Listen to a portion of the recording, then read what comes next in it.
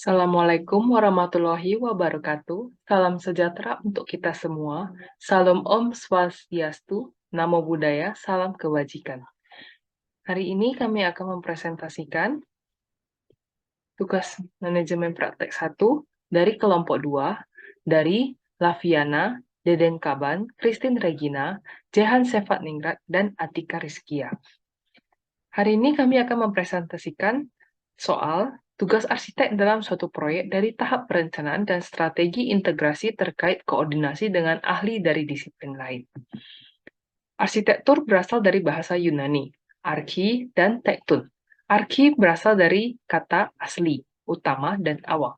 Tektun berarti kokoh, tidak roboh, dan stabil. Jika digabungkan, arsitektur berarti orisinal dan kokoh.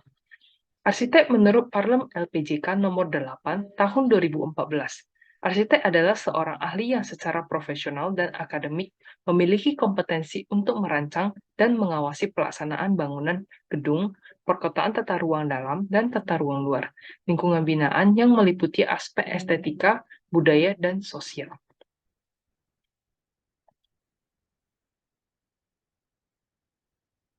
Tugas utama seorang arsitek, merancang dan mendesain gedung, rumah, taman, hotel, dan berbagai bangunan lainnya, termasuk tata kota. Hasil rancangan ini kemudian dituangkan dalam bentuk model dan gambar. Hasil rancangan arsitek harus memperhitungkan segala aspek bangunan dan lingkungan dari keamanan, kenyamanan, keselamatan, kemudahan, pembangunan yang berkelanjutan, kearifan lokal, dan sebagainya. Tahap pekerjaan arsitek. 1. Konsep rancangan. Yang kedua, prarancangan atau skematik desain. Yang ketiga, pengembangan desain. Yang keempat, dokumen tender dan konstruksi. Yang kelima, proses konstruksi dan serah terima bangunan. Dalam presentasi ini, kami juga akan membahas soal strategi, di mana arsitek menangani konsep rancangan dengan bidang lainnya. Konsep rancangan. Sebelum kegiatan perancangan dimulai, perlu ada kejelasan mengenai semua data dan informasi dari pengguna jasa yang terkait tentang kebutuhan dan persyaratan pembangunan agar supaya maksud dan tujuan pembangunan dapat terpenuhi dengan sempurna. Pada tahap ini, arsitek melakukan persiapan perancangan yang meliputi pemeriksaan seluruh data serta informasi yang diterima, membuat analisis dan pengolahan data yang menghasilkan yang pertama, program rancangan disusun arsitek berdasarkan pengolahan data primer maupun sekunder, serta informasi lain untuk mencapai batasan tujuan proyek, serta kendala persyaratan atau ketentuan pembangunan yang berlaku. Setelah program rancangan diperiksa dan mendapatkan persetujuan pengguna jasa, selanjutnya digunakan sebagai dasar untuk konsep rancangan. Yang kedua, konsep rancangan yang merupakan dasar pemikiran dan pertimbangan-pertimbangan semua bidang terkait, baik struktur, mekanikal, elektrikal, atau bidang keahlian lain, yang melandasi perwujudan gagasan rancangan, yang menampung semua aspek kebutuhan, tujuan, biaya, dan kendala proyek. Setelah mendapatkan persetujuan dari pengguna jasa, konsep merupakan dasar perancangan tahap selanjutnya. Prarancangan atau skematik desain. Setelah mendapatkan persetujuan terkait konsep dari klien, arsitek selanjutnya akan dilanjutkan pada tahap prarancangan alias skematik desain. Pada tahap ini berdasarkan konsep rancangan yang paling sesuai dan dapat memenuhi persyaratan program perancang. Arsitek menyusun pola dan gubahan bentuk arsitektur yang diwujudkan dalam gambar-gambar. Aspek kualitatif serta aspek kuantitatif lainnya seperti perkiraan luas lantai, informasi penggunaan bahan, sistem konstruksi, biaya, dan waktu pelaksanaan pembangunan disajikan dalam bentuk laporan tertulis maupun gambar-gambar. Setelah diperiksa dan mendapat persetujuan dari pengguna jasa, arsitek akan melakukan kegiatan tahap selanjutnya. Sasaran dalam tahap skematik ini, yang pertama adalah membantu pengguna jasa dalam memperoleh pengertian yang tepat atas program dan konsep rancangan yang telah dirumuskan arsitek. Yang kedua, mendapatkan pola dan gubahan bentuk rancangan yang tepat, waktu pembangunan yang paling singkat, serta biaya yang paling ekonomis. Yang ketiga, memperoleh kesesuaian pengertian yang lebih tepat atas konsep rancangan serta pengaruhnya terhadap kelayakan lingkungan. Yang keempat, menunjukkan keselarasan dan keterpaduan konsep rancangan terhadap ketentuan rencana tata kota dalam rangka perizinan. Baik, selanjutnya kita akan membahas tahap pengembangan rancangan. Pada tahap ini, arsitek bekerja atas dasar prarancangan yang telah disetujui oleh pengguna jasa. Tahap ini untuk menentukan yang pertama sistem konstruksi dan struktur bangunan, sistem mechanical electrical, serta disiplin terkait lainnya dengan mempertimbangkan kelayakan dan kebaikan yang baik terpisah maupun secara terpadu. Yang kedua yaitu untuk menentukan bahan bangunan yang dijelaskan secara garis besar dengan mempertimbangkan nilai manfaat, ketersediaan bahan, konstruksi, dan juga nilai ekonomi. Yang ketiga yaitu untuk menentukan perkiraan biaya konstruksi yang disusun berdasarkan sistem bangunan. Kesemuanya akan disajikan dalam bentuk gambar, diagram, dan juga laporan tertulis. Sasaran dari tahap pengembangan rancangan ini yaitu yang pertama untuk memastikan dan menguraikan ukuran serta wujud karakter bangunan dengan secara menyeluruh, pasti dan juga terpadu. Lalu yang kedua adalah untuk mematangkan konsep rancangan secara keseluruhan, terutama ditinjau dari keselarasan sistem di dalamnya dari segi kelayakan dan fungsi, estetika, waktu, dan juga bangunan. Lalu, apa sih hasil karya dari tahap pengembangan rancangan ini? Jadi, hasil karya dari tahap pengembangan rancangan ini yaitu pengembangan secara lebih rinci, terukur, dan juga terkoordinasi terhadap sistem struktur, mekanikal, dan juga elektrikal. Hasil karya dari tahap ini yaitu yang pertama, gambar pengembangan. Gambar pengembangan ini disusun atau disajikan dalam skala yang memadai untuk kejelasan informasi yang dibutuhkan. Skalanya diantaranya seperti 1:500, 1:200, 1:100, 1:50, dan di dalamnya terdapat gambar rancangan tapak. Rancangan tapak ini untuk menunjukkan hubungan-hubungan antara lantai dasar bangunan dan tata ruang luar terhadap garis sempadan bangunan, jalan, dan ketentuan rencana tata kota lainnya. Yang kedua yaitu gambar denah. Gambar denah ini untuk menunjukkan lantai-lantai dalam bangunan, susunan tata ruang dalam, koordinat bangunan, peil lantai, dan juga ukuran-ukuran elemen bangunan serta jenis bahan yang digunakan. Lalu yang ketiga adalah tampak bangunan yang menunjukkan pandangan keempat arah bangunan dan bahan bangunan yang digunakan secara jelas. Lalu ada gambar potongan bangunan yang disajikan secara potongan memanjang dan melintang yang menjelaskan sistem struktur, ukuran, dan peil elemen bangunan yaitu seperti pondasi, lantai, dinding, langit-langit, dan juga atap secara menyeluruh. Lalu yang terakhir ada gambar detail-detail utama atau gambar tipikal. Yang kedua adalah hasil yang dikeluarkan yaitu garis besar spesifikasi teknis atau outline specification yang menjelaskan jenis, tipe, dan karakteristik material atau bahan yang dipergunakan. Lalu yang ketiga ada prarencana anggaran biaya yang mencakup laporan uraian perhitungan biaya yang meliputi masing-masing elemen arsitektur, struktur, mekanikal, elektrikal, tata ruang luar atau lanskap, dan juga lain-lainnya. Tahapan selanjutnya yaitu tahap pembuatan gambar kerja. Di sini, arsitek menyajikan dokumen yang disetujui dan diperiksa oleh pengguna jasa dalam bentuk gambar kerja dan spesifikasi bahan serta material yang digunakan.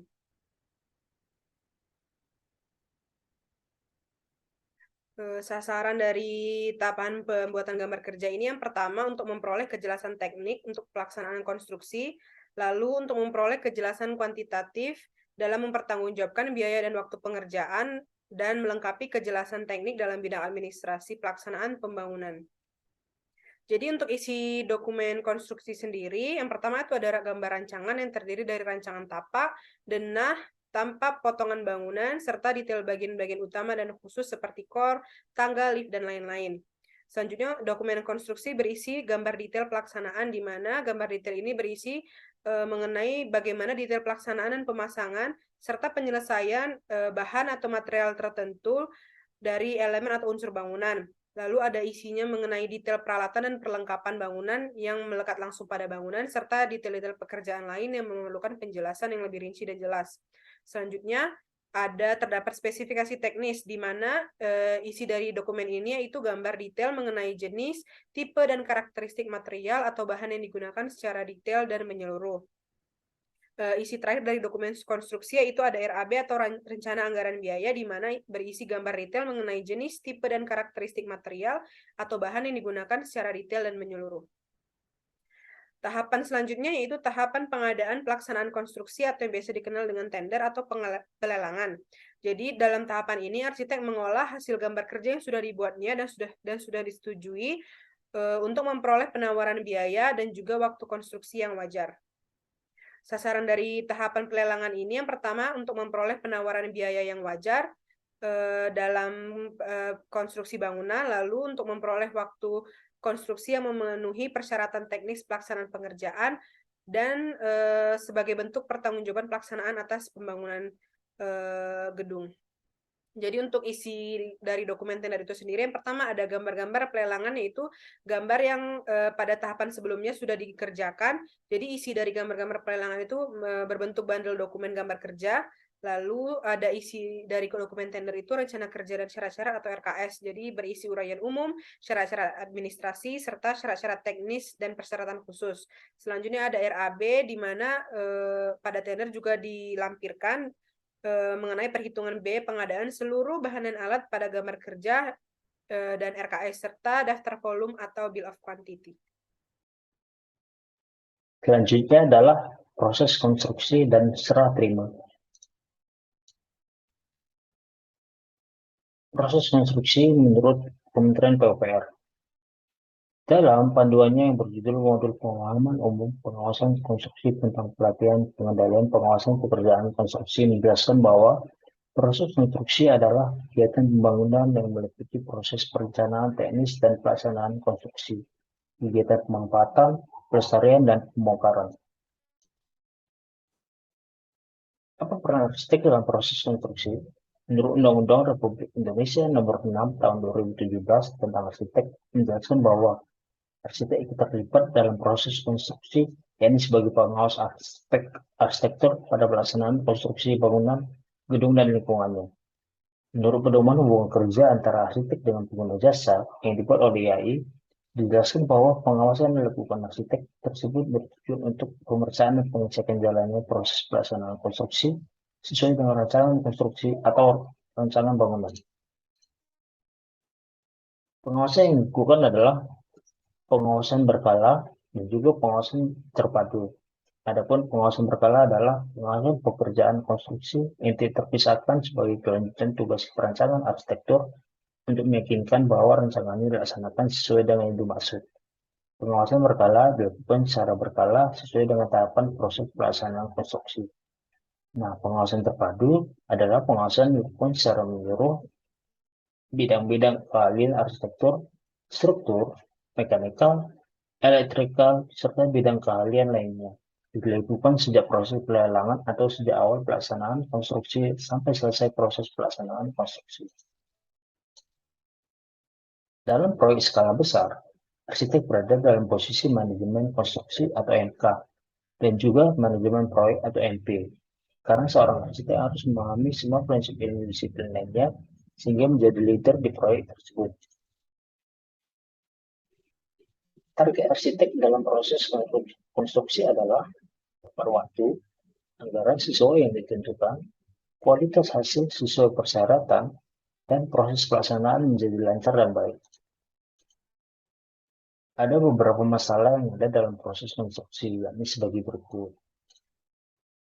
Mutu rendah, rendahnya mutu produk hasil pelaksanaan pekerjaan konstruksi. Tidak sesuai waktu, kurang tepatnya waktu penyelesaian pekerjaan konstruksi, rendahnya efisiensi dan efektivitas, rendahnya efisiensi dan efektivitas penggunaan sumber daya dari yang diharapkan dalam proses konstruksi. Adapun penyebabnya adalah kurangnya ketersediaan tenaga ahli, kurangnya kecukupan modal, kurangnya penguasaan teknologi pelaksanaan konstruksi, dan kurangnya penguasaan manajemen waktu yang efisien dalam proses konstruksi. Selanjutnya, setelah proses konstruksi selesai, maka akan dilakukan kegiatan serah terima, yakni tahapan terakhir yang dilakukan arsitek agar seluruh proses mulai dari proses desain hingga pembangunan dapat dipertanggungjawabkan kelayakannya, baik secara fungsi maupun secara administratif. Adapun tahapan serah terima sebagai berikut. Serah terima pertama atau PHO, Provisional Handover. Kemudian PHO diajukan ke PPHT atau Panitia Penerima Hasil Pekerjaan atau pengguna jasa. Kemudian serah terima akhir atau FHO atau Final Handover. Dan yang terakhir adalah FHO diajukan ke PPHP atau pengguna jasa. Nah, serah terima pertama atau PHO dilakukan setelah selesai masa pelaksanaan kontrak, seluruh rincian pekerjaan rampung, dan tidak ada lagi kekurangan volume pekerjaan di lapangan, proses fisik sudah 100%, seluruh administrasi telah dilengkapi. Kemudian, PHO diajukan ke PPHP dengan lampiran seluruh kelengkapan administrasi termasuk bukti pelunasan, pembelian dan penggunaan barang dan jasa. Addendum jika ada, backup data final termasuk keseluruhan laporan tahap pembangunan yang sudah ditandatangani seluruh pihak yang terkait, as-built drawing, foto dokumentasi, dan dokumen lain yang diperlukan oleh PPHP atau pengguna jasa. Nah, berikut adalah contoh berita acara serah terima pertama atau PHO. Selanjutnya, serah terima air atau FHO. Kegiatan yang dilakukan pada masa pemeliharaan proyek adalah rapat dokumen proyek, opname atau pemeriksaan lapangan, rapat setelah pemeriksaan lapangan, berita acara serah terima pekerjaan, dan serah terima air atau FHO yang dilaksanakan setelah selesai masa pemeliharaan kontrak, perbaikan semua kerusakan dan ketidaksempurnaan yang mengganggu fungsi bangunan. Nah, tahapan yang terakhir, FHO diajukan ke PPHP dengan lampiran seluruh kelengkapan administrasi, termasuk bukti pelunasan, pembelian dan penggunaan barang dan jasa, addendum jika ada, berita acara serah terima pertama atau PHO, foto dokumentasi keadaan terakhir, dan dokumen lain yang diperlukan oleh PPHP atau pengguna jasa. Nah, berikut adalah contoh berita acara serah terima air atau FHO. Selanjutnya, kita akan membahas tentang strategi integrasi terkait koordinasi arsitek dengan ahli disiplin lain yang terlibat. Posisi arsitek dalam sebuah proyek.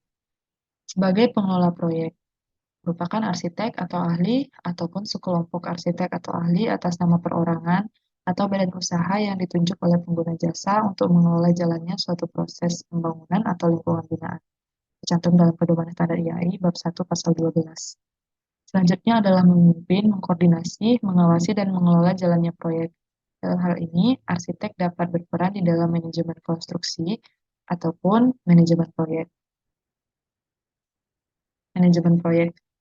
Manajemen proyek adalah pengelolaan dan pengawasan pekerjaan, pelaksanaan konstruksi secara menyeluruh, dengan cara mengorganisasikan dan mengkoordinasikan semua pelaksana konstruksi, termasuk spesialis ataupun supplier pemasok, serta mengarahkan pelaksanaan konstruksi.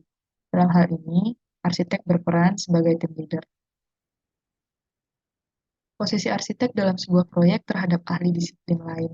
Dapat kita lihat pada gambar di mana arsitek tim leader itu terletak di barisan paling depan, di mana di belakangnya ada beberapa ahli disiplin lain yang memiliki tugas dan fungsinya masing-masing. Dalam hal ini, arsitek tim leader dapat berfungsi sebagai yang pertama mengarahkan timnya dengan baik, yang kedua mengatur strategi yang jelas dan menyusun planning, yang ketiga memantau dengan baik pelaksanaan kerja di lapangan.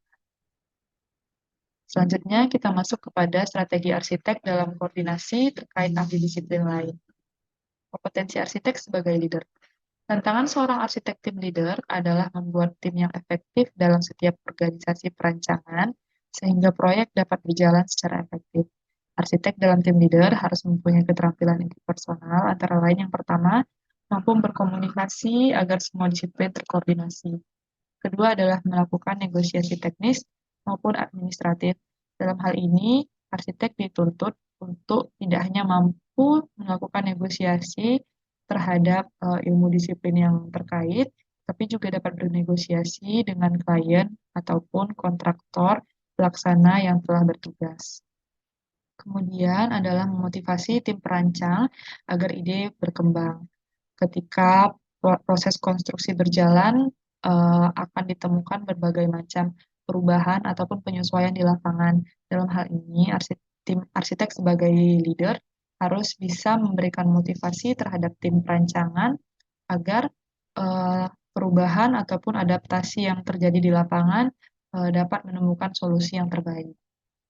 Selanjutnya adalah mempunyai kepemimpinan untuk menyatukan tim perancangan. Dalam hal ini, dalam sebuah proses konstruksi tentu akan memiliki banyak sekali ilmu disiplin yang berbeda dan memiliki karakter yang berbeda. Arsitek sebagai leader di sini memiliki fungsi ataupun tugas sebagai pemimpin untuk menyatukan setiap pendapat ataupun karakter yang berbeda dari setiap disiplin yang berbeda, sehingga tidak terjadinya benturan-benturan ataupun kerusuhan dan ketidakcocokan di dalam sebuah proyek. Yang terakhir adalah menjalankan visi dan misi proyek. Nah, kemampuan-kemampuan di atas dapat mendasari penyusunan job description yang merupakan suatu kebutuhan yang harus dipenuhi sebuah organisasi. Job description tersebut dapat digunakan untuk memperjelas posisi arsitek dalam organisasinya, terutama yang menyangkut bidang tugas, wewenang, dan tanggung jawab seorang arsitek sebagai tim leader. Selanjutnya kita masuk ke dalam tanggung jawab arsitek sebagai leader. Dalam hal ini, arsitek yaitu mewakili organisasi dalam penanganan proyek baik teknis maupun administrasi. Kemudian menghasilkan output yang sesuai dengan tujuan proyek, jadwal yang ditetapkan, dan batasan anggaran yang ditetapkan. Kemudian juga menjalankan organisasi proyek secara efisien dan efektif, menjaga performa proyek sejak SPK ataupun surat perintah kerja sampai serah terima akhir proyek, dan bertanggung jawab kepada pemilik proyek ataupun pengguna jasa atas waktu penyelesaian dokumen dan koordinasi perancangan sejak SPK sampai serah terima akhir proyek. Selanjutnya adalah strategi arsitek sebagai tim leader. Dalam hal ini, strategi yang akan ditampilkan adalah strategi secara manajerial teknis. Yang pertama adalah menjabarkan keinginan pengguna jasa dalam KAK dan membuat rumusan proyek sehingga dapat menghasilkan draft perancangan yang telah disetujui.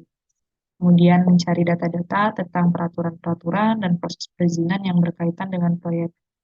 Selanjutnya, membuat program kerja, jadwal, dan personel serta membuat komitmen dengan semua disiplin-disiplin mengenai jadwal dan penugasan personel. Lalu, membuat komitmen dengan semua disiplin atas program kerja yang dibuat dan memantau proyek yang berkenaan dengan ketepatan kerja, ketepatan output, dan pemecahan masalah yang ada. Kemudian menghadiri rapat-rapat teknis dengan pengguna jasa serta pihak-pihak yang terkait dan didampingi oleh tim. Lalu, memimpin rapat koordinasi intern dengan tim perancangan meliputi pengendalian proyek dengan rencana produksi, pengendalian jadwal, pengendalian ketetapan waktu, dan pemecahan masalah yang ada, dan mengkoordinasikan penyiapan dokumen perancangan untuk pengguna jasa. Selanjutnya, memantau proses persiapan dokumen lelang yang meliputi gambar, spesifikasi, dan BQ yang sesuai dengan paket-paket pelelangan yang telah disepakati. Memantau evaluasi teknis penawaran kontraktor yang dilaksanakan oleh tim perencana, serta memantau jalannya proyek dan mengambil tindakan-tindakan penyelesaian bersama tim perencana apabila terdapat masalah di lapangan, seperti ketidaksesuaian perancangan dengan lapangan atau perubahan perencanaan. Maka, dari beberapa materi di atas dapat disimpulkan bahwa pelayanan jasa arsitek yang profesional merupakan suatu sistem dalam manajemen industri jasa yang mempunyai ketangguhan di berbagai aspek, di mana salah satu aspek yang terpenting adalah sumber daya manusia. Arsitek sebagai tim leader dari sebuah proyek akan berinteraksi dengan banyak ahli disiplin lain. Oleh sebab itu, arsitek tim leader harus memiliki berbagai macam kompetensi ataupun pengetahuan umum tentang banyak hal. Itu dalam hal ini, hal tersebut berkaitan dengan disiplin ilmu yang terlibat, agar dapat menjalankan tugasnya sebagai pemimpin, koordinator, ataupun pengelola proyek dengan baik. Berikut adalah daftar pustaka yang digunakan. Sekian presentasi dari kami. Terima kasih banyak atas perhatiannya. Kami ucapkan terima kasih. Salam sejahtera untuk kita semua.